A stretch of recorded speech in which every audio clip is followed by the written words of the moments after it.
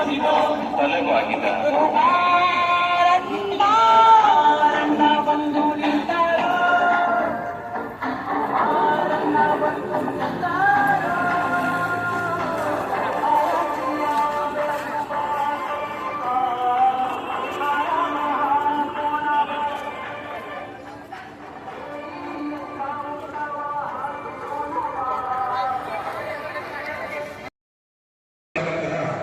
ಕೃಷ್ಣ ಅವರಿಗೆ ನಮಸ್ಕರಿಸುತ್ತಾ ಮತ್ತು ನಮ್ಮ ಆಲದ ಮಕ್ಕಳಂತೆ ಬೆಳೆಸಿರ್ತಕ್ಕಂಥ ಜನತಾ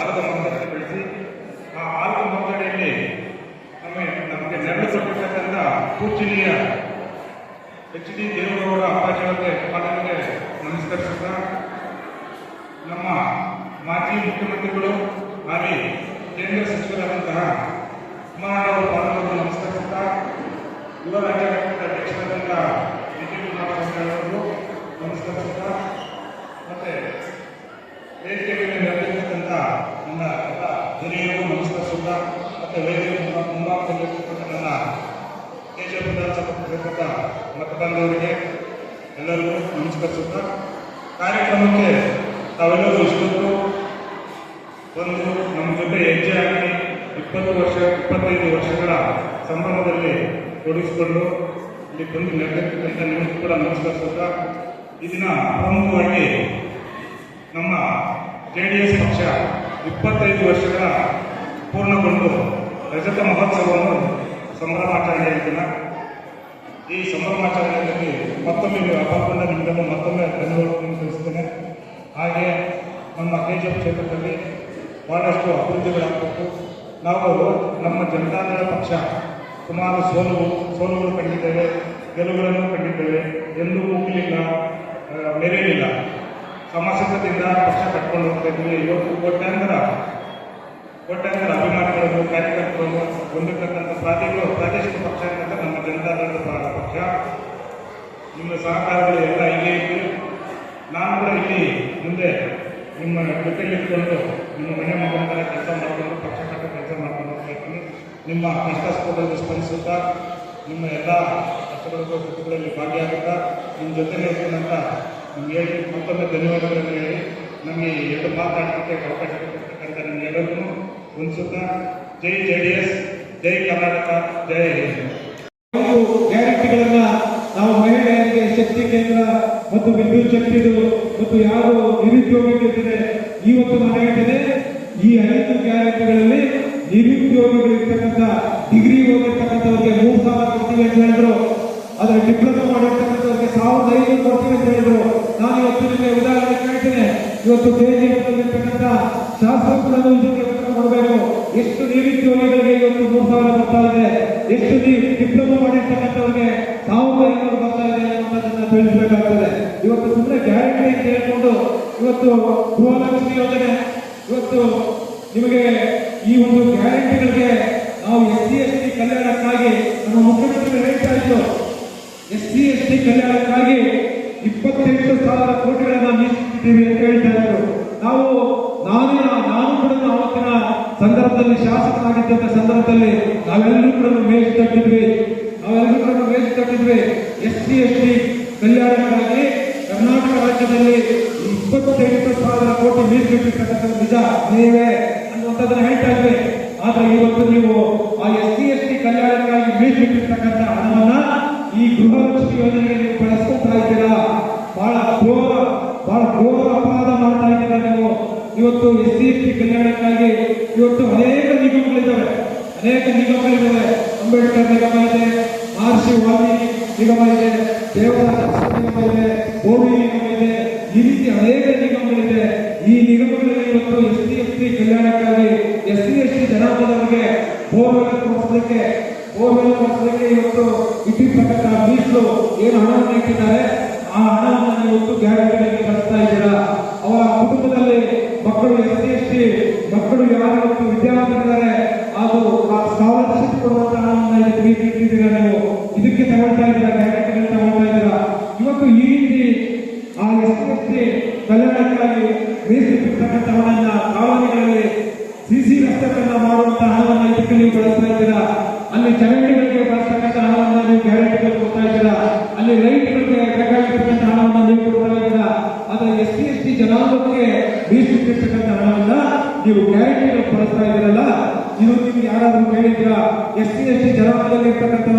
ನಮ್ಮ ಕಾಲೋನಿಗೆ ಇಟ್ಟಿರ್ತಕ್ಕಂಥ ಮೀಸಲಿಟ್ಟಿರ್ತಕ್ಕಂಥ ಹಣವನ್ನ ನೀವು ಗ್ಯಾರಂಟಿಗೆ ಬಳಸ್ಕೊಳ್ರಿ ಅಂತ ಯಾರಾದ್ರೂ ಹೇಳಿದ್ರ ನೀವು ಅಂದ್ರೆ ಬಹಳ ಘೋರ ಅಪರಾಧವನ್ನ ಮಾಡ್ತಾ ಇದ್ದೀರಾ.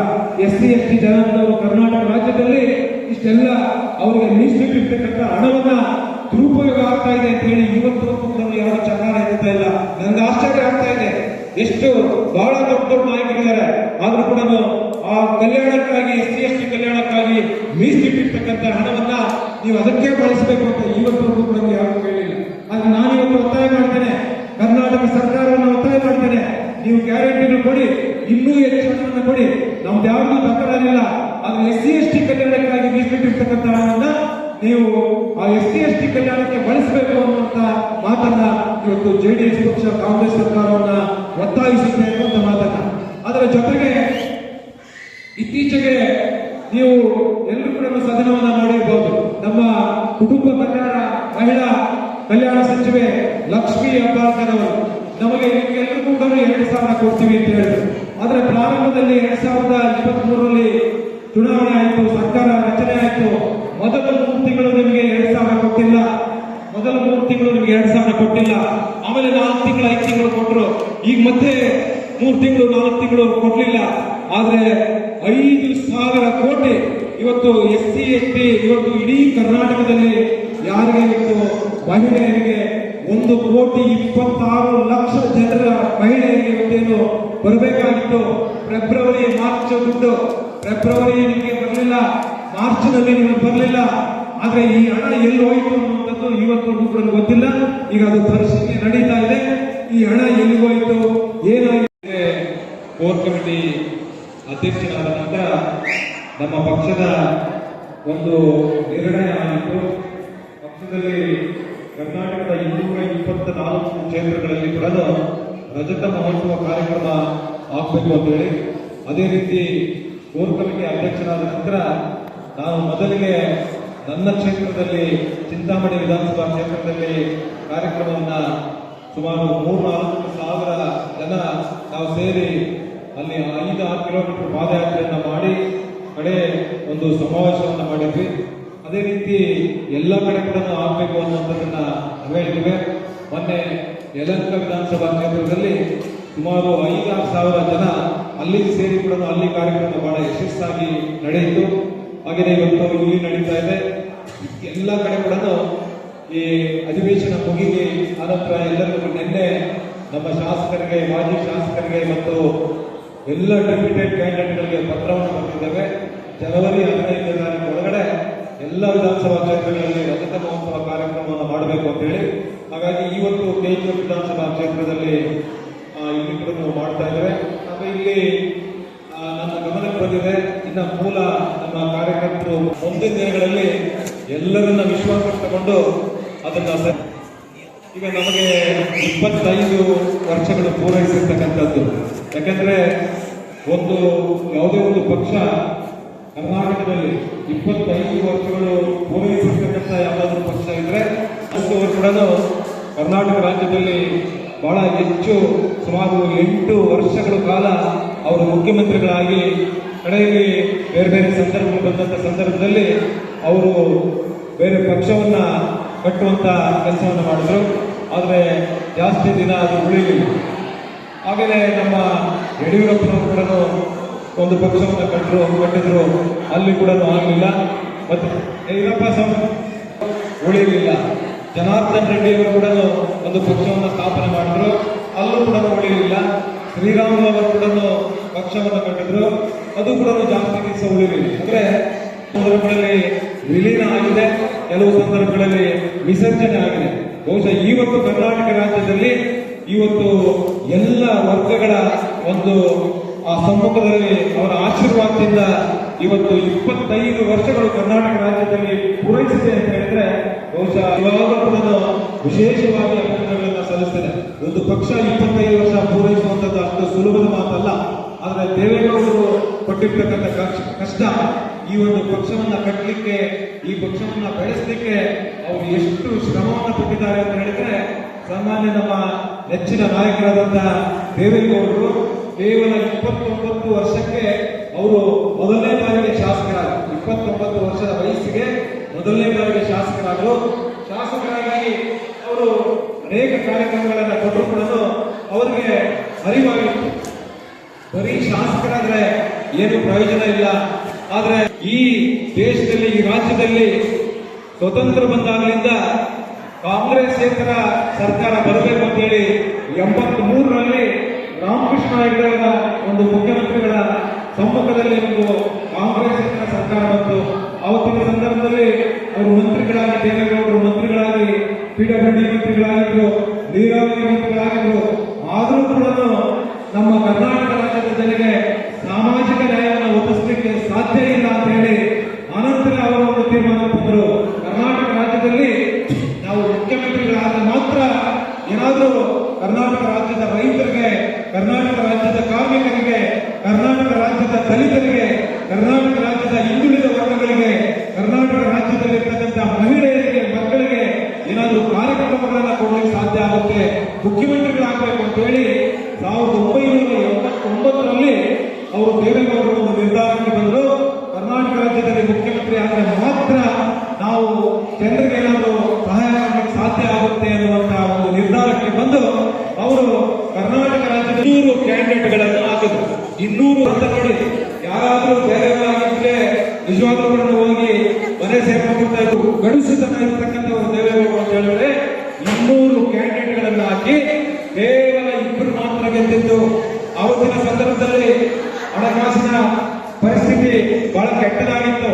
ಆವತ್ತು ಬೆಂಗಳೂರು ನಗರದಲ್ಲಿ ಯಾವ ಬಡ್ಡಿ ಚೆನ್ನಪ್ಪ ಅನ್ನೋರ ಹತ್ರ ಬಡ್ಡಿ ತಂದು 200 ಕ್ಯಾಂಡಿಡೇಟ್ಗಳನ್ನು ಕೂಡ ಆರ್ಥಿಕವಾಗಿ ಸಹಾಯ ಮಾಡಿ ಕೇವಲ ನಾವು ಇರುವ ಅಭ್ಯರ್ಥಿಗಳು ಯಾರು ಅಂತ ಹೇಳಿದ್ರೆ ಇವತ್ತು ನಮ್ಮ ಕಂದಾಯ ಸಚಿವರಾದಂತಹ ಅವರ ತಂದೆಯವರು ವೇಮಕಲ್ಲು ಬೈರೇಗೌಡರು, ಮೈಸೂರು ಕಡೆ MP ವೆಂಕಟೇಶ್ ಅಂತ ಹೇಳಿ 2 ಮಾತ್ರ ಗೆದ್ದಿತ್ತು.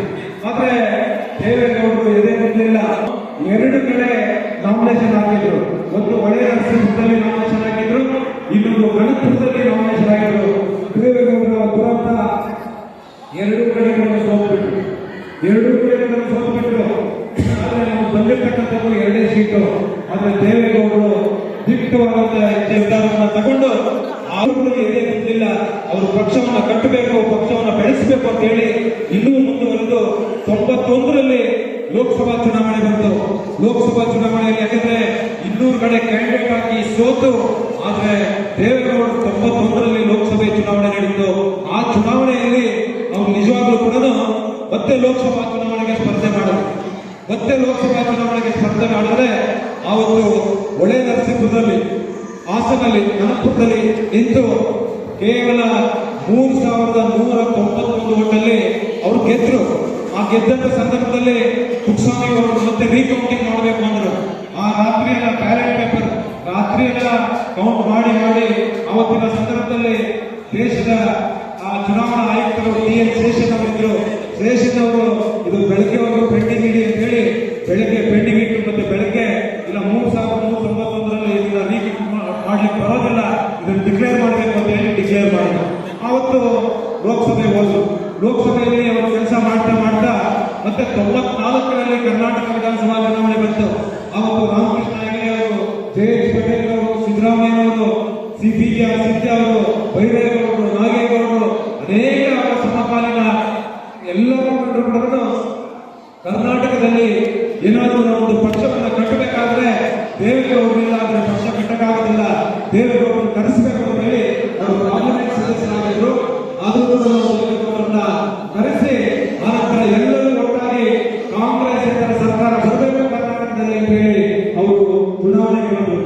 ಅವತ್ತು ಸುದೈವ ಅವತ್ತು ಕೂಡ 313 ಬಂದಿಲ್ಲ. ಅವತ್ತು ಕೂಡ ನಮಗೆ ಬಂದಿರತಕ್ಕಂಥದ್ದು 96 ಸ್ಥಾನ. ಅವತ್ತು JH ಪಟೇಲ್ರು ಕ್ರಾಂತಿ ರಂಗ ಅಂತ ಒಂದು ಪಕ್ಷವನ್ನು ಕಟ್ಟಿಕೊಂಡಿದ್ರು. ಅವರ ಸುಮಾರು 16 ಸ್ಥಾನಗಳು ಅವೆಲ್ಲ ಒಂದುಗೂಡಿಸಿ ಆವತ್ತಿನ ಸಂದರ್ಭದಲ್ಲಿ ದೇವೇಗೌಡರು ಮುಖ್ಯಮಂತ್ರಿಗಳಾಗಿ ಕರ್ನಾಟಕ ರಾಜ್ಯದ ನೀರಾವರಿ ಯೋಜನೆಗೆ ಹೆಚ್ಚು ಒತ್ತು ಕೊಡುವಂತ ಕೆಲಸವನ್ನು ಮಾಡಿದ್ರು. ಬಹುಶಃ ನಾನು ಹೇಳ್ತಾ ಇಲ್ಲ, ಅಸೆಂಬ್ಲಿಯಲ್ಲಿ ನಾನು ಕೂಡ 10 ವರ್ಷ ಕೆಲಸ ಮಾಡಿದ್ದೇನೆ. ವಿರೋಧ ಪಕ್ಷದಲ್ಲಿರ್ತಕ್ಕಂಥ BJP ಅವರು ಹೇಳಿರೋದು ಕರ್ನಾಟಕ ರಾಜ್ಯಕ್ಕೆ ಇವತ್ತು ನೀರಾವರಿ ಯೋಜನೆಗಳಲ್ಲಿ ಹೆಚ್ಚು ಹಣವನ್ನು ಕೊಟ್ಟಿರ್ತಕ್ಕಂಥವ್ರು ಯಾರಾದರೂ ಇದ್ರೆ ಅದು ದೇವೇಗೌಡರು ಅನ್ನುವಂಥದ್ದನ್ನ ಕಾಂಗ್ರೆಸ್ ನಾಯಕರು ಮತ್ತು ಭಾರತೀಯ ಜನತಾ ಪಕ್ಷದ ನಾಯಕರು ಹೇಳುವಂಥದ್ದನ್ನ ನಾನು ಕಿವಿಯಾರೆ ನಾನು ಹಾಗಾಗಿ ದೇವೇಗೌಡರು ಇವತ್ತು ನೀವು ಮೊನ್ನೆ ನಾವು ಸಿಂಧನೂರು ಹೋಗಿದ್ವಿ. ರಾಯಚೂರು ಜಿಲ್ಲೆಯಲ್ಲಿ ಸುಮಾರು ಆ ಭಾಗದಲ್ಲಿ ಕೃಷ್ಣಾ ನದಿ ಜಲಪಾತಗಳನ್ನ ಬಿಡುಗಡೆ ಮಾಡಿ ಆ ಕೃಷ್ಣಾ ನದಿ ಪಾತ್ರದಲ್ಲಿರ್ತಕ್ಕಂಥ ಸಾವಿರಾರು ರೈತರಿಗೆ ಇವತ್ತು ನೀರಾವರಿ ಯೋಜನೆಗಳನ್ನ ಕಲಿಸಿಕೊಟ್ಟಿರ್ತಕ್ಕಂಥವ್ರು ಯಾರಾದರೂ ಇದ್ರೆ ಅದು ಸನ್ಮಾನ್ಯ ಎಚ್ ಡಿ ದೇವೇಗೌಡರು ಅನ್ನುವಂಥದ್ದನ್ನ ನಾವು ಇವತ್ತು ಸ್ಮರಿಸಬೇಕಾಗ್ತದೆ. ಅದೇ ರೀತಿ ಈ ನಾರಾಯಣಪುರ ಬಲದಂಡೆ ಯೋಜನೆ ನಾಲೆಯನ್ನ ಇವತ್ತು 6 ಲಕ್ಷ ಎಕರೆಗೆ ಇವತ್ತು ನೀರಾವರಿ ಯೋಜನೆಯನ್ನ ಕೊಟ್ಟಿರ್ತಕ್ಕಂಥ ಕೀರ್ತಿ ಇವತ್ತು ಕರ್ನಾಟಕ ರಾಜ್ಯದಲ್ಲಿ ಯಾರಾದರೂ ಇದ್ರೆ ಅದು ಸನ್ಮಾನ್ಯ ಎಚ್ ಡಿ ದೇವೇಗೌಡರಿಗೆ ಅನ್ನುವಂಥ ಮಾತನ್ನು ಈ ಸಂದರ್ಭದಲ್ಲಿ ಹೇಳಲಿಕ್ಕೆ ನಾನು ಬಯಸ್ತೇನೆ. ಹಾಗೆಯೇ ಅವರು 25 ವರ್ಷಗಳು ಕರ್ನಾಟಕ ರಾಜ್ಯವನ್ನ ಈ ಪಕ್ಷವನ್ನ 7 ಪೀಳಿಗೆಗಳು ಎಷ್ಟು ದುಷ್ಪರಿಣಾಮಗಳು ಎಷ್ಟು ಕುತಂತ್ರಗಳು ಇವರೆಲ್ಲ ಎದುರಿಸಿಕೊಂಡು 2 ರಾಷ್ಟ್ರೀಯ ಪಕ್ಷಗಳ ಮಧ್ಯೆ ಈ ಪಕ್ಷವನ್ನ 25 ವರ್ಷಗಳ ಕಾಲ ಇದು ಪೂರೈಸಿದೆ ಅಂತ ಹೇಳಿದ್ರೆ ಅಷ್ಟು ಸುಲಭದ ಮಾತಲ್ಲ. ಅನಂತರ ಅವರಿಗೆ ಸದೈವ ಒಳ್ಳೆ ಟೈಮ್ ಬಂತು. ಅವತ್ತಿನ 96ರಲ್ಲಿ ಈ ದೇಶದಲ್ಲಿ ಪ್ರಧಾನಮಂತ್ರಿಗಳಿಂದ ಆಗುವಂತ ಯೋಗ ಬಂತು. ಅವತ್ತು ಒರಿಸ್ಸಾದ ಜ್ಯೋತಿ ಬಸವರನ್ನ ಕೇಳಿದ್ರು, ನೀವು ಪ್ರಧಾನಮಂತ್ರಿಗಳಾಗಿ ಸ್ವೀಕರಿಸಿ ಅಂತ. ಅವ್ರು ನನಗೆ ಬೇಡ ಅಂದ್ರು. ದೇವೇಗೌಡರನ್ನ ಕರೆದು ಮಾತನಾಡಿ ಅವರು ಪ್ರಧಾನಮಂತ್ರಿಗಳಾದರು. ಪ್ರಧಾನಮಂತ್ರಿಗಳಾಗಿರ್ತಕ್ಕಂಥ ಸಂದರ್ಭದಲ್ಲಿ ಇನ್ನೂ ಹೆಚ್ಚು ಹಣವನ್ನು ಕರ್ನಾಟಕ ರಾಜ್ಯಕ್ಕೆ ಕೊಡಬೇಕು. ಯಾವ ರೀತಿ ಕೊಡಬೇಕು ಅಂದಾಗ ಒಂದು ಗಾಡ್ಗೀಳ್ ವರದಿ ಇತ್ತು.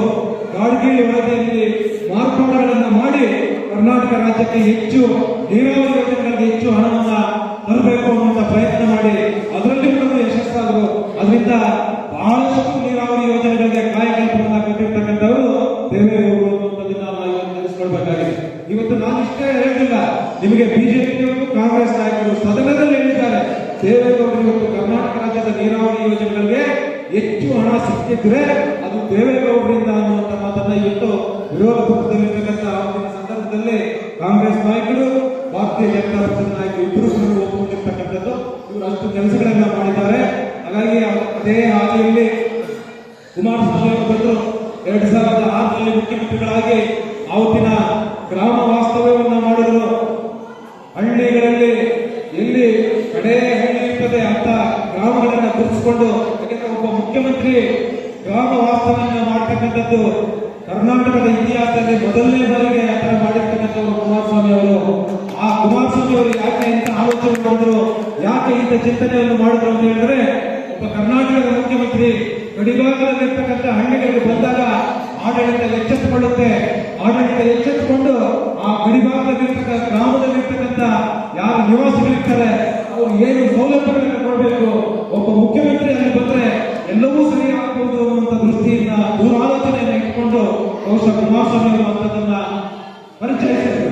ಬಹುಶಃ ಇವತ್ತು ವರ್ಷದಲ್ಲಿ ಯಾರು ಗ್ರಾಮ ವಾಸ್ತವ್ಯ ಮಾಡಲಿಲ್ಲ.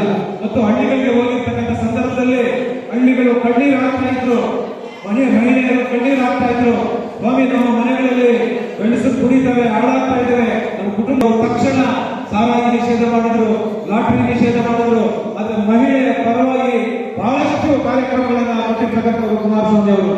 ಮತ್ತೆ ಆವತ್ತಿನ ಸಂದರ್ಭದಲ್ಲಿ ಇವತ್ತು ನಾವು 73ರಿಂದ ಇಲ್ಲಿಯವರೆಗೂ ಕೂಡ ತಗೊಳ್ಳಿ, ನೀವು ಯಾರ್ಯಾರು ಮುಖ್ಯಮಂತ್ರಿಗಳು ಸಾಲ ಮಾಡಿದ್ದಾರೆ ಅಂತ.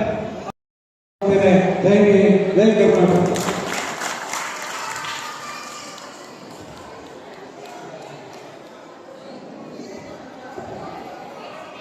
ನನ್ನದಲ್ಲಿ ಈಗ ಉತ್ತರ ಕನ್ನಡದಲ್ಲಿ ನಿಜವಾಗ್ಲೂ ಚಪಾತಿ